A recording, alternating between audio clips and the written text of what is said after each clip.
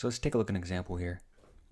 Let's say you want a straightforward way to get back to this vagrant directory so that you don't have to cd and type that every time. So let's cd ... which means go up a level. So now we're at the root directory, and we can check that with pwd, which we learned earlier, and that tells us we are at the root directory, top level.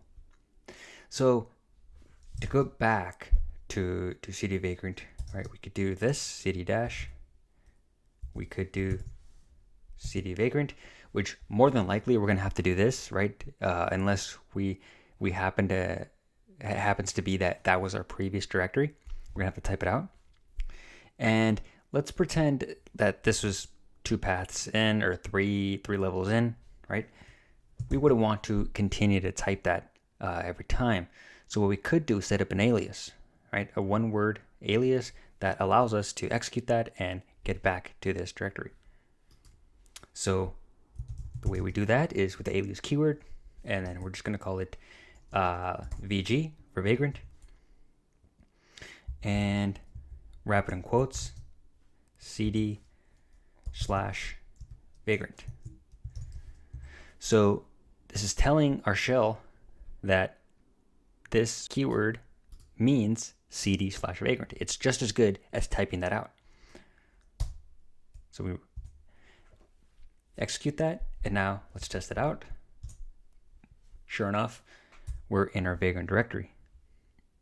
Now we can get a 1 step fancier with this, right? We were previously at this directory, and let's say something like cd / etc / log rotate d and an ls, just to show the concept that we can combine multiple commands in an alias.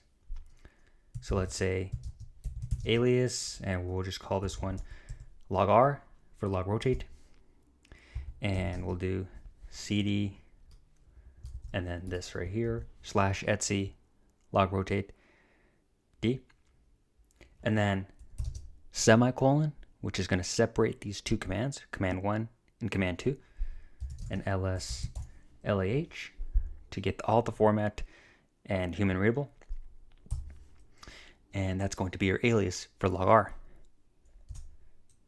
And let's go ahead and test that out. Log r. Sure enough, we cd into this directory, and we get an ls. So if it's something that you were checking often, right, something that you were going to have to type a lot, this would save you quite a bit of time by setting up that alias beforehand. One thing of note is if you want to make these permanent, right, regardless of how many times you log out of the session, or let's say you reboot your computer, your host laptop computer, you're going to want to wait for these aliases to be permanent. And the way you do that is through your bash rc.